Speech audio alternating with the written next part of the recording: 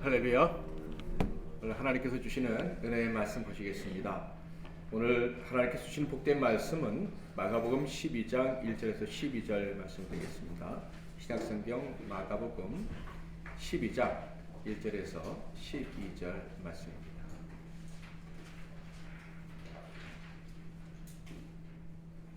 제가 봉독해 드리겠습니다. 영상을 참조하실 분들은 참조하시기 바랍니다. 예수께서 비유로 그들에게 말씀하시되 한 사람이 포도원을 만들어 산울타리로 두르고 집자는 틀을 만들고 망대를 지어서 농부들에게 새로 주고 타국에 갔더니 때가 이르매 농부들에게 포도원 소출 얼마를 받으려고 한 종을 보내니 그들이 종을 잡아 심히 때리고 거저 보내었거늘 다시 다른 종을 보내니 그의 머리에 상처를 내고 능욕하였거늘 또 다른 종을 보내니 그들이 그를 죽이고 또 그 외 많은 종들도 더러는 때리고 더러는 죽인지라. 이제 한 사람이 남았으니 곧 그가 사랑하는 아들들이라. 최후로 이를 보내며 이르되 내 아들은 존대하리라 하였더니 그 농부들이 서로 말하되 이는 상속자니 자 죽이자. 그러면 그 유산이 우리 것이 되리라 하고 이에 잡아 죽여 포도원 밖에 던졌느니라. 포도원 주인이 어떻게 하겠느냐? 와서 그 농부들을 진멸하고 포도원을 다른 사람들에게 주리라. 너희가 성경에서 건축자들이 버린 돌이 모퉁이의 머릿돌이 되었나니 이것은 주로 말미암아 된 것이요 우리 눈에 놀랍도다 함을 읽어보지도 못하였느냐 하시니라. 그들이 예수의 이 비유가 자기들을 가리켜 말씀하심인 줄 알고 찾고자 하되 무리를 두려워하여 예수를 두고 가니라. 아멘. 할렐루야. 오늘도 하나님께서 크신 은혜 주실 줄 믿습니다. 옆에 계신 분들과 인사하겠습니다. 크신 은혜 받으세요. 아멘. 오늘은 하나님 나라의 시민권, 하나님 나라의 시민권이란 제목으로 하나님 말씀을 상고하겠습니다. 오늘 본문은 예수님께서 비유로 들려주신 말씀으로 보통 포도원 농부의 비유라고 불리는 내용입니다. 이 비유의 내용을 살펴보기 전에 이 비유를 누구에게 들려주신 말씀인가 하는 것을 알아볼 필요가 있는데요. 바로 유대 종교 지도자들에게 주신 비유의 말씀입니다. 11장 마지막 부분에 보면 이 유대 종교 지도자들이 예수님을 공격한 내용이 나오는데 그 공격에 대한 답변이 바로 포도원 농부의 비유였다라는 것이죠. 유대 지도자들이 예수님을 공격한 이유는 무엇입니까? 지난주에 우리가 살펴본 것처럼 예수님이 십자가에 달리시기 위해서 마지막 유월절을 보내시기 위해서 예루살렘 성에 입성을 하시고 그리고 예루살렘 성전으로 가셨죠. 가셔서 그 성전이 더 이상 하나님의 집이 아니다라는 것을 깨달으시고 뒤집어 엎으셨어요. 믿음과 기도와 용서가 없는 그 교회는 사라져야 된다는 것을 강력하게 시사하셨던 것입니다. 성전을 뒤엎으셨을 뿐만 아니라 그 성전을 강도의 수굴이다라고 명하셨습니다. 그러니까 유대 종교 지도자들과 유대인들이 그토록 자랑스러워했던 교회, 성전이 더 이상 존재할 가치가 없다라는 말씀을 하신 거예요. 그런데 이렇게 예수님이 성전을 청소하신 것, 성전이 이 교회가 필요가 없다고 말씀하신 것은 처음이 아니었습니다. 공생애를 막 시작하셨을 때도 똑같은 일을 하신 적이 있어요. 장사꾼들의 상을 뒤엎으신 것이 예수님 생애 동안 몇 번 있었다고요? 한 번이 아니라 두 번 있었다는 거예요. 첫 번째는 언제입니까? 예수님이 첫 번째 기적을 행하신 게 가나의 혼인잔치인데 그 혼인잔치 바로 다음 사건이 성전을 뒤집어 엎으신 성전 정화 사건인 거예요. 자, 요한복음 2장 3절 14절 같이 한번 읽어보겠습니다. 시작.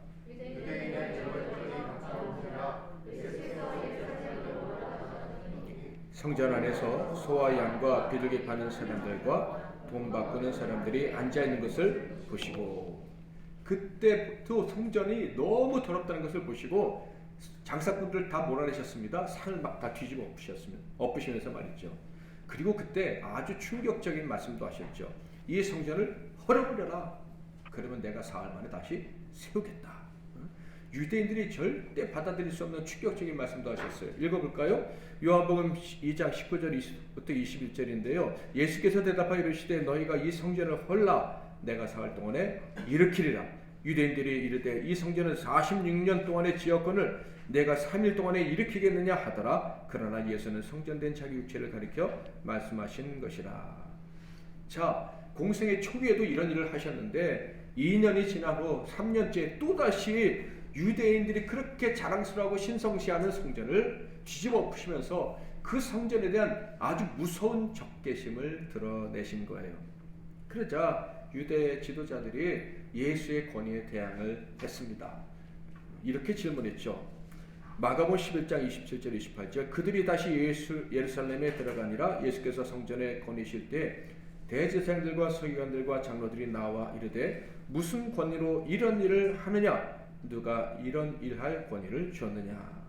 이게 좀 천박하게 표현하자면 니까짓 게 뭔데 우리의 성전에서 이런 짓을 해? 뭐 이런 얘기예요. 이에 이 대항하는 유대교 지도자들을 향해서 주신 대답이 바로 포도원 농부의 비유였다라는 거예요.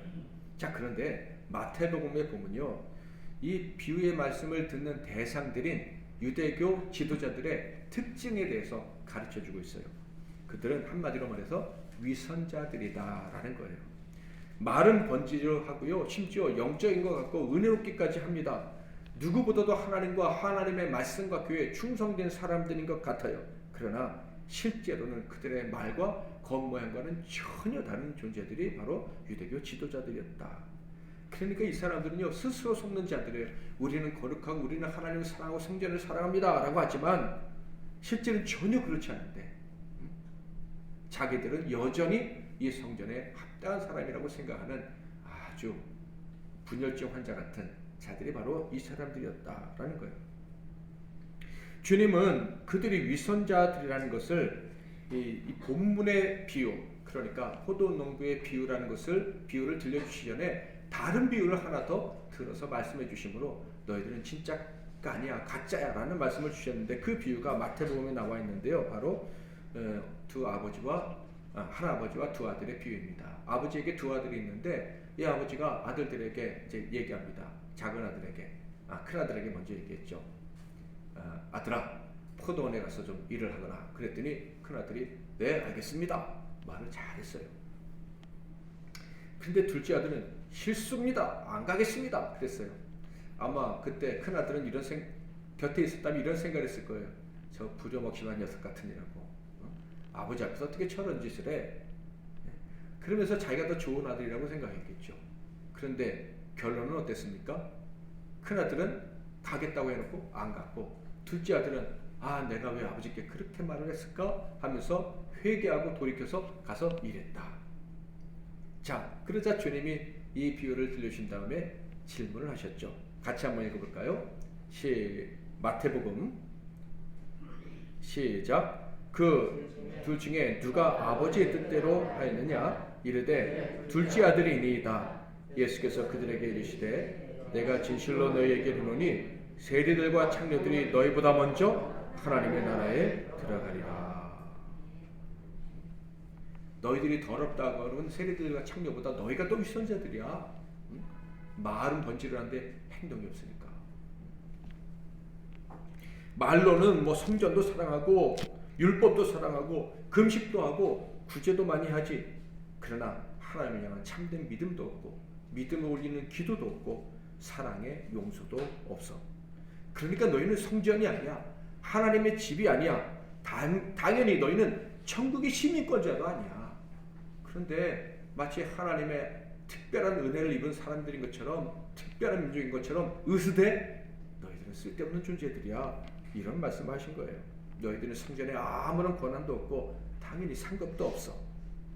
그러니까 이 사람들이 얘기를 듣고 얼마나 화가 났겠습니까? 위선자라고, 너희들은 천국 백성이 아니라고, 그런 얘기를 듣고 화가 나 있는 상태에서 바로 포도 농부의 비유까지 들려주셨다. 그러니까 이 포도 농부의 비유가 어떤 내용인지에 대해서 우리가 듣기 전에 벌써 유대인들이 지금 화가 막 끌어올랐겠구나 라는 것을 충분히 짐작할 수가 있어요. 포도 농부의 비유를 잠깐 대략적으로 설명을 해드리면 이렇습니다. 한 사람이 포도원을 만들었어요. 포도원을 만들었는데 대충 만든 것이 아니라 최고의 포도원을 만들었어요. 자, 1절 말씀 같이 한번 읽어보겠습니다. 시작. 예수께서 비유로 그들에게 말씀하시되 한 사람이 포도원을 만들어 산 울타리로 두르고 짚자는 틀을 만들고 망대를 지어서 농부들에게 새로 주고 타국에 갔더니, 자, 먼저 산 울타리를 만들었다고 하는데 뭐 울타리입니다. 담을 의미하는 것이죠. 찔레나무, 가시나무 같은 것으로 이렇게 얽어가지고 만드는 이 담인데 경계도 표시하지만 짐승들과 그리고 적들이 함부로 들어오지 못하도록, 그러니까 그 안에서 일하는 사람들을 보호하는 장치입니다. 집 짜는 틀을 만들었다고 하는데 포도즙을 짜는 이 기구 아래에 이제 또 즙을 받을 수 있는 웅덩이, 항아리 같은 것을 말합니다. 포도를 짜서 밑에서 보관할 수 있는 것까지 다 포함해서 집 짜는 틀이다, 이렇게 말하고요. 망대를 지었다고 합니다. 감시탑까지 만든 거예요. 그래서 침략자들이 함부로 일하는 사람들을 해하지 못하도록, 그리고 이 감시탑은요 그 아래 창고도 있었대요. 그래서 포도원에서 나온 소출물을 보관하는 그런 역할도 했다고 합니다. 자, 이것은요 포도원을 참으로 정성스럽게 만들었다는 의미입니다. 이렇게까지 정성스럽게 만들었다는 것은 어떤 의미냐 하면 농부들이 최대한 좋은 환경에서 안락하게 일할 수 있도록 모든 조건을 구비해 주었다, 이런 뜻입니다. 어떤 주석에 보니까 더 이상 잘 만들 수 없을 만큼, 잘해줄 수 없을 만큼 농부들에게 잘해줬다, 이런 의미라고, 이런 뉘앙스의 말씀이라고 해석하는 것을 봤어요. 그러니까 이 포도원을 만든 사람은 일단 돈이 많은 사람 같아요. 자본이 충분해가지고 이제 아주 최선을 다해서 원하는 대로 할 수 있는 사람일 뿐만 아니라 사랑과 배려가 충만한 사람이었다라는 것을 짐작할 수가 있어요. 요즘 말로 표현하면 사원복지가 최고 수준인 그런 일터를 만들어준 사장님, 회장님, 뭐 이렇게 말할 수가 있겠죠. 자, 그런데 이 말씀은요 바로 구약의 한 구절이 생각나게 해주는 말씀입니다. 구약의 포도원의 노래라는 말씀이 있는데 이사야서에 있는 거예요. 포도원을 하나님이 정성스럽게 사랑으로 잘 지어주셨어요. 그 하나님에 대한 말씀이 생각나도록 해주는 구절인 거예요. 이 이사야 5장에 보면 단순히 이 소작인이 아닌 거예요. 일하는 사람들, 농부들을 소작인이 아니라 사랑하는 사람이라고 생각하고 포도원을 만들어줬다, 이런 내용이 있는데 한번 읽어볼까요? 5장 1절 2절 시작. 노래하되 내가 사랑하는 자의 포도원을 노래하리라. 내가 사랑하는 자에게 포도원이 있으며 기름이 산에로다. 땅을 파서 돌을 제하고 극상품 포도나무를 심었도다. 그 중에 망대를 세웠고 또 그 안에 술틀을 팠도다. 좋은 포도 맺기를 알았더니 들포도를 맺었도다. 아름답게 시작했는데 조금 슬프게 끝나는 말씀이에요. 사랑하는 자를 위해서 최고의 포도원을 만들었다라는 거예요. 그런데 그렇게 사랑하는 자를 위해서 포도원을 만들었는데 좋은 열매가 나오지 않았다, 그런 내용인데 보니까 오늘 본문과 너무나도 유사하다, 일맥상통한다라는 것을 느낄 수가 있지요. 사랑하는 자들을 위해서 이 포도원 주인은 포도원을 만든 거예요. 그냥 농부들을 위해서 만든 게 아니다라는 거예요. 때가 되자 세를 받기 위해서 이제 자기의 종을 보냈어요. 2절 때가 이름에 농부들에게 포도원 소출 얼마를 받으려고 한 종을 보내니. 최상의 조건을 만들어준 이 주인이요 소출할 때가 되자 이제 세를 받으러 왔어요. 종을 보냈습니다. 그런데 다 내놓으라고 한 게 아니라 소출의 얼마, 아주 일부분, 작은 부분을 걷어가겠다. 주인은 나니까 그것은 잊지 않아야 되니까 걷어가겠다고 종을 보낸 거예요. 내 포도원에서 얼마나 좋은 게 났는지 그걸 먹으면서 또 즐거워하고 싶고 여러 가지 이유로 보냈는데 이 농부들이 마음이 바뀌어버린 거예요. 세를 낼 생각을 하지 않고 안 내겠다고 작정을 하고 그 종을 때려서 그냥 돌려버렸어요. 빈손으로. 그러자 주인이 다른 종을 보냈는데 또 때렸고 또 다른 종을 보내다 또 때렸고, 그래서 어떤 종들은 죽이고 어떤 종들은 때리고 뭐 이런 식으로 해서 계속 돌려보냈다라는 거예요. 3절부터 5절을 읽어볼까요? 그들이 종을 잡아 심히 때리고 거저 보내었거늘 다시 다른 종을 보내니 그의 머리에 상처를 내고 능욕하였거늘 또 다른 종을 보내니 그들이 그를 죽이고 또 그 외 많은 종들도 더러는 때리고 더러는 죽인지라. 그러니까 정말 많은 종들이 맞아 죽고 또 맞아서 상처를 입고 이런 일이 벌어졌다. 자, 주인이 얼마만큼 참은 겁니까? 도대체 얼마나 참았는지 헤아릴 수가 없다는 것을 눈치채야 됩니다. 그러자 포도원 주인이 최후의 방법을 동원했죠. 같이 한번 읽어볼까요? 시작. 최후로 이를 보내며 이르되 내 아들은 존대하리라 했더니. 자, 여러분, 저는 이 말씀을 보는 순간 좀 이게 말이 안 된다는 생각도 들면서 도대체 주인이 원했던 새가 얼마였을까? 얼마를 내기를 바랬을까? 이런 생각이 들었어요. 왜냐하면 6절 보세요. 이제 한 사람이 남았으니 이게 무슨 말이에요? 더 이상 보낼 종들이 없었다는 거예요. 그렇다면 도대체 포도 그 원이 얼마나 컸는지 모르지만 포도원 소출을 뭐 얼마를 받겠다고 종들을 다 희생시켜요. 이게 계산적으로 말이 안 되는 거잖아요. 도대체 이 주인이 받기 원하는 새가 얼마였을까? 마지막에 아들을 보냈다라는 말씀을 보면서 이런 생각이 드는 거예요. 혹시 주인이 원하는 세금은 다른 게 아니라 나를 존대하는 것, 내 아들을 귀히 여기는 것, 그것이 아니었을까? 그게 아니고 정말 세금을 많이 떼기를 원했다면요, 한 푼으로 못된 것 때문에 화가 나는 주인이었다면요, 처음에 종을 빈손으로 돌려보냈을 때 힘이 없는 것도 아니고 힘이 있는 이 사람이 그냥 다 해고하고 벌을 내릴 수도 있지 않았을까? 그런데 그렇게 아는 거예요. 그러므로 이 주인은요, 분명 농부들을 사랑했던 게 확실해 보입니다. 무리하거나 부당한 세를 요구하는 사람이 아니라 소출 그래 너희가 다 가져도 좋아. 그러나 내가 너희의 주인이라는 거, 내가 너희를 위해서 이렇게 좋은 것을 베풀어 줬다는 거, 그것만큼은 기억해라 라는 것을 원하는 주인이 아니었을까 라는 생각을 해봅니다. 그런데 농부들을 참 사랑했고 귀하게 대해주길 원했던 이 주인의 기대는 허무하게 무너지고 말았어요.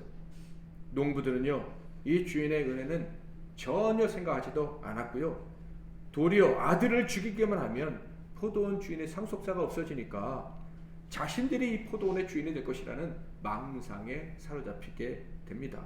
마귀의 역사였죠. 자, 7절 8절 읽어보겠습니다. 시작. 서로 말하되 이는 상속자니 자 죽이자. 그러면 그 유산이 우리 것이 되리라 하고 이에 잡아 죽여 포도원 밖에 던졌더라. 참으로 끔찍한 짓을 저지르고 만 거예요.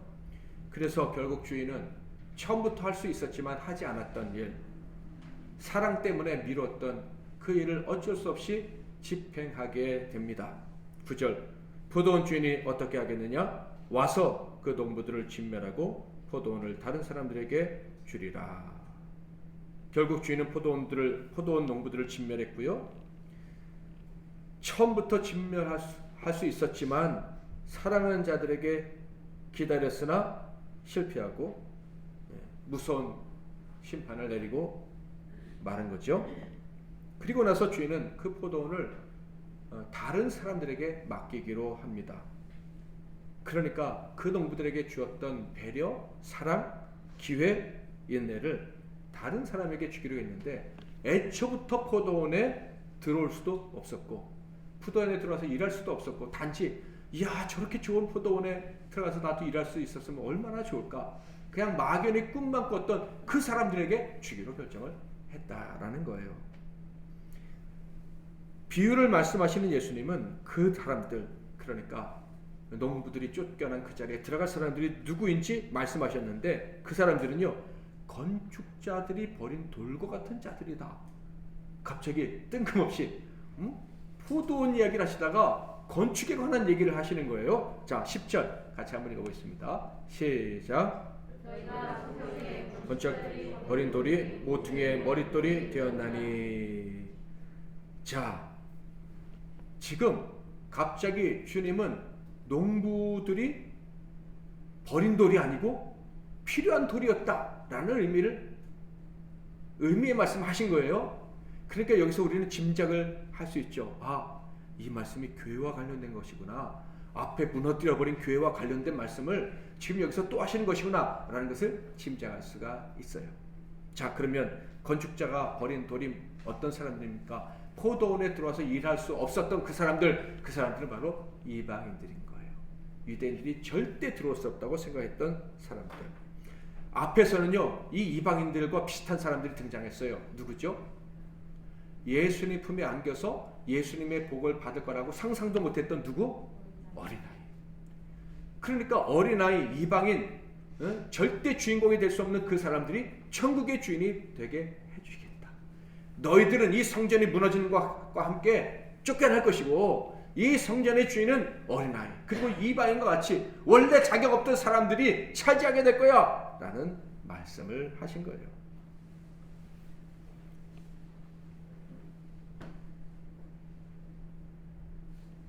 저와 같은 여러분 같은 이방인 그리고 어린아이, 이 사람들은 자격이 없는 사람들인데 불러주시면 기뻐하고 믿음을 주시면 그대로 받고 그 믿음으로 낙심하지 않고 기도하고 사랑으로 용서하게 될 것입니다.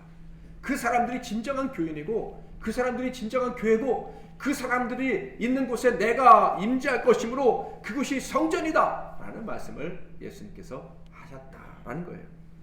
이렇게 예수님의 비유가 끝나자 유대 지도자들이 화가 났어요.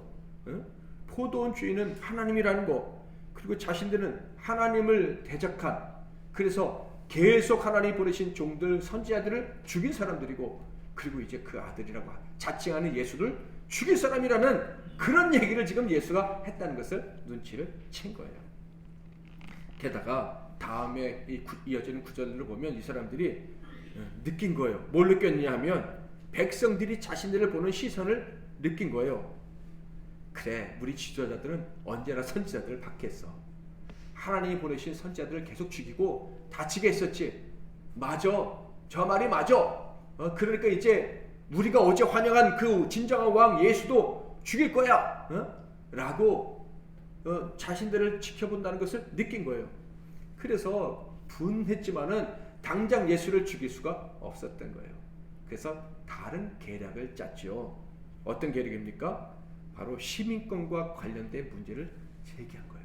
예수님이 너희는 천국의 백성의 자격이 없어. 천국 백성, 천국의 시민권은 이방인과 어린아이들 그들이 가질 거야 라고 얘기하니까 시민권과 관련된 문제를 가지고 예수를 공격합니다. 뭔지 아시죠? 자, 13절 12장 마가복음 12장 13절 14절 같이 읽겠습니다. 시작.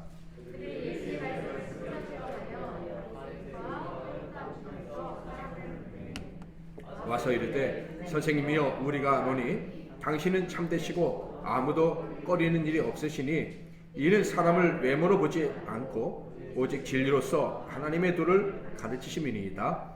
가이사에게 세금을 바치는 것이 옳으니까 옳지 아니하니까.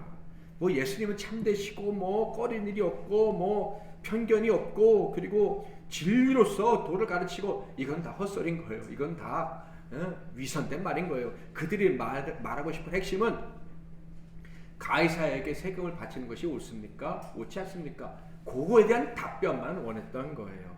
만약에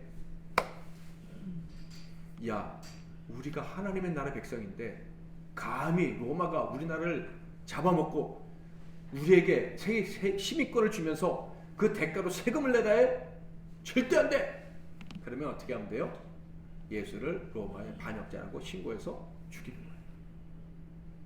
실제로 역사 기록들을 보면요, 그들이 뭐 로마에 저항을 했지만 엘리트 계층은, 이스라엘의 엘리트 계층은 로마의 시민이라는 것에 대해서 특히 돈 많은 사람은 사도 바울 같은 사람은 시민권을 샀잖아요.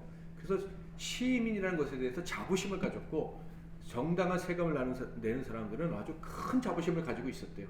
그게 무슨 교양인 것처럼 특권인 것처럼 생각을 했었다고 하는 거예요. 그러니까 이 질문하는 사람들 사실은 세금을 내면서 이 사람들, 이 유대 지도자들 세금을 내면서 자기들은 굉장히 특별한 사람이라고 생각했을 가능성이 높고 자기도 모르게 로마 시민이라는 자부심을 가지고 있었을 수도 있다라고 봅니다. 자, 반대로 세금을 내도 된다라고 한다면 야, 네가 하나님 나라가 임했다고 하면서 로마에 복종하라고? 그럼 네가 말한 하나님 나라는 가짜잖아 하면서 사람들에게 선전해 사람들이 예수를 더 따르지 못하게 만드는, 인간적으로 보면 아주 지혜로운 함정을 잘 판 거예요. 자, 그런데 예수님, 전능하신 만왕의 왕이신 지혜로우신 예수님은 기가 막힌 대답을 하셨죠. 자, 12장 17절 시작. 가이사의 것은 가이사에게, 하나님의 것은 하나님께 바치라. 매우 놀랍게 여기다라. 이 말씀은 아주 놀라운 비밀이 담겨 있어요. 이 사람들이 꼼짝 못하게 한 그런 논리적인 아주 강력한 파워를 가지고 있어요. 이게 무슨 말이냐 하면, 그래, 너희는 세상 왕에게는 세금을 냈지만 하나님 나라에는 세금을 안 내는 사람들이구나. 포도 농부들처럼 하나님께 세금을 내지 않으면서 세상 세금 내는 것은 자랑스럽게 여기는구나. 천국 시민이라고 주장을 하지만 너희들은 세상 시민이구나 라는 말씀을 하신 거예요. 그래서 이 사람들이 충격을 받은 거예요. 이게 도대체 무슨 말이지? 아마 제가 이 유대교 지도자였다면 이 대답에 한동안 정신이 나갔을 것 같아요. 한데 그냥 햄머로 머리를 콱 얻어맞는 것처럼 정신이 나갔을 것 같아요. 여러분, 한 나라의 시민이라고 하면서 세금을 내지 않는다는 것은 어떤 의미가 되겠습니까? 그 나라의 국민으로서의 권리를 포기하는 거예요. 그러니 그는 그 나라에 살 수가 없고 쫓겨나야 되거나 아니면 옥에 갇혀야 돼요. 누구처럼? 포도원의 농부들처럼. 하나님의 나라에 속한 사람이 하나님께 바쳐야 될 세금을 내지 않는다? 당연히 그는 천국 시민권을 박탈당하게 됩니다. 그런데요, 세상 시민권 박탈당하면 다른 나라 가면 돼요. 갈 데가 좀 있다 이 말이에요. 감옥에 가도 먹고 살 수는 있죠. 그런데 잠시 없어질 세상 나라가 아니라 하나님 나라의 시민권이 박탈되면 어떻게 되죠? 영원한 지옥밖에 갈 데가 없는 거예요. 이건 훨씬 더 치명적인 것이다 라는 거예요. 자, 그렇다면 여기서 우리가 궁금해하는 문제가 있죠. 천국 시민의 낼 세금이 무엇이냐? 하나님이 원하시는 세금이 무엇일까? 우리 이미 포도 농부의 비유에 통해서 눈치를 챘어요. 돈이 아닌 거예요. 하나님이 원하시는 세금은 하나님을 사랑하는 거예요.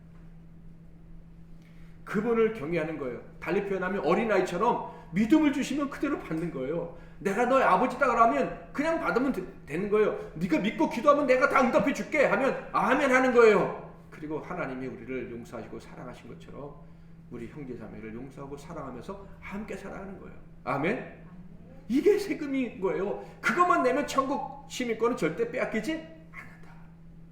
영원히 우리를 교회라고 하시고 성전이라고 하시고 우리와 함께 거하신다라는 거예요. 그러니까 참된 교회만 되면, 하나님이 기뻐하시는 교회를 만들면 그게 하나님 원하시는 세금을 바치는 것이다. 천국 시민권을 영원히 갖고 사는 길이다라는 거예요. 자, 오늘 비유의 말씀 역시도 참된 교회를 요구하시는 예수 그리스도의 간절한 마음이 담겨져 있다는 것을 알 수가 있습니다. 주님은요, 이 땅에 참된 교회를, 내 교회, 주님의 교회를 세우기를 원하십니다. 함께 기뻐하면서 함께 천국 가는 이런 교회를 주님이 원하신다라는 거예요. 죽은 교회가 아닌 함께 살아있는 생명력이 넘치는 교회를 주님이 원하신다라는 거예요. 세상에 세금을 내는 것처럼 하나님 나라를 향해 합당한 세금을 내서 천국 시민권이 우리에게 있습니다라는 것을 늘 증명하고, 그 증명할 때마다 권리를 받아 누리는 그런 교회가 되기를 원하신다라는 거예요. 우리 한국은요, 사실 제 생각에는 어떤 나라 백성들보다 교회에 감사해야 되는 백성들이다 이렇게 생각을 해요. 교회가 있었고 기도가 있었기에 이렇게 놀라운 부흥을 맞은 나라가 되었다라고 생각합니다. 혹시 이 나라 백성들이 웃기는 소리 하지 마라 인정하지 않는다 할지라도 우리 교인들은 절대 그럴 수가 없어요.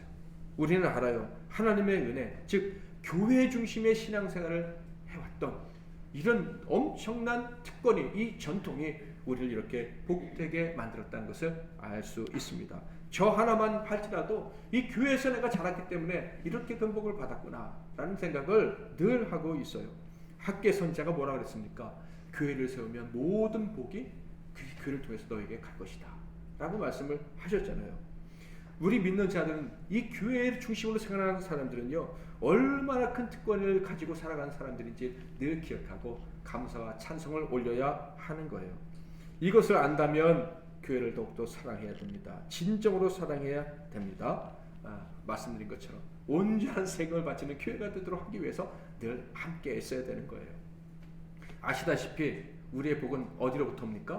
머리로부터 온다 그랬잖아요. 우리의 몸의 머리 예수 그리스도부터 온 지체로 복이 내려오는 거예요. 이 교회를 통해서만 복이 온다는 사실을 믿고 교회를 사랑하시기를 바랍니다. 교회가 우리가 누릴 복의 원천임을 안다면 당연히 이 교회는 건강해야 됩니다. 이 교회 건강에 대해서 우리는 늘 신경 쓰고 살아가야 할 거예요.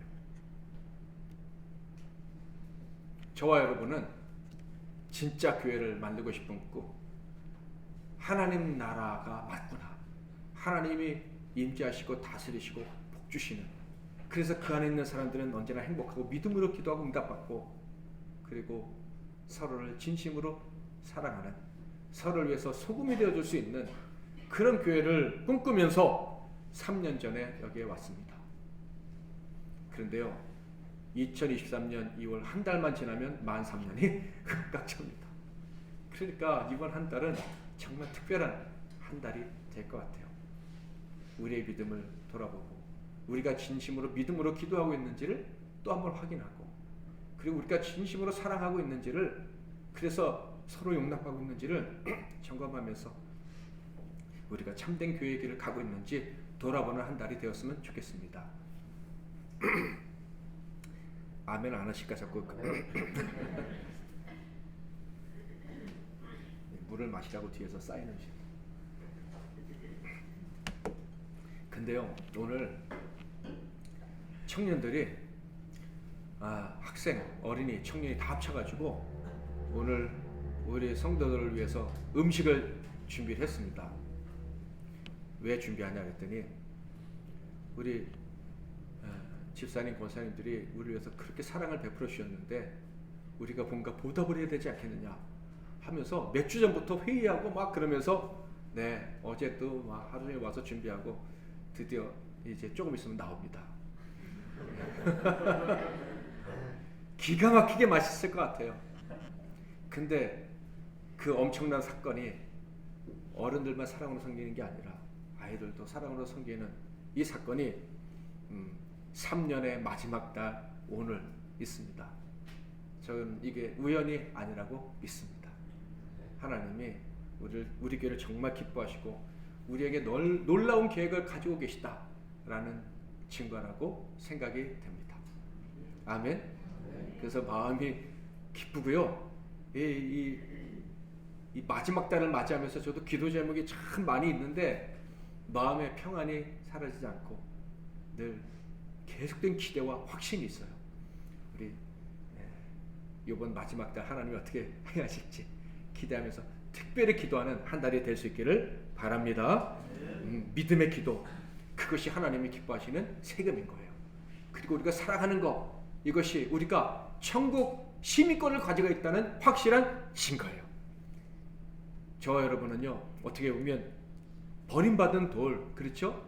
건축차가 필요 없다고 버린 돌이지만 그러나 우리는 모퉁이 돌이 되었습니다. 아멘. 멋진 교회를 우리를 통해서 하나님이 세워 가실 것이고, 이 땅에 하나님의 교회가 있다는 것, 이 땅에 하나님의 시민권자를 가진 사람들이 모인 성전이 있다는 것을 세상이 알게 될 줄 믿습니다. 너희가 성경에 건축자들이 버린 돌이 모퉁이의 머릿돌이 되었나니 이것은 주로 말미암아 된 것이요 우리 눈에 놀랍도다함을 읽어보지 못하였느냐 하시니라. 아멘. 이제는 우리 주 예수 그리스도의 크신 은혜와 우리 하나님 아버지의 극진하신 사랑하심과 성령의 위로교통 충만 복 주시는 은총이 버림받은 돌인 줄 알았는데, 은혜 받을 자격이 나에게는 없는 줄 알았는데, 다른 모든 성도들과 함께 하나님의 참교회 모퉁이 돌이 되었구나라는 사실을 깨닫고 기뻐하며 이곳에서 하나님께 온전한 제사를 올려드리고 하나님께서 주시는 복을 기쁘게 받음으로 하나님이 기뻐하시는 천국 백성으로서 마땅한 그 삭슬 올려드리며 살게 될 이 복된 종들 한 분 한 분 위에와 그들의 가정과 산업과 건강과 꿈과 하는 모든 일들 위에, 산업 위에, 건강 위에, 이 나라와 이 민족과 세계 열방과 우리 교회 위에 이제부터 영원토록 함께 하실지어다. 아멘.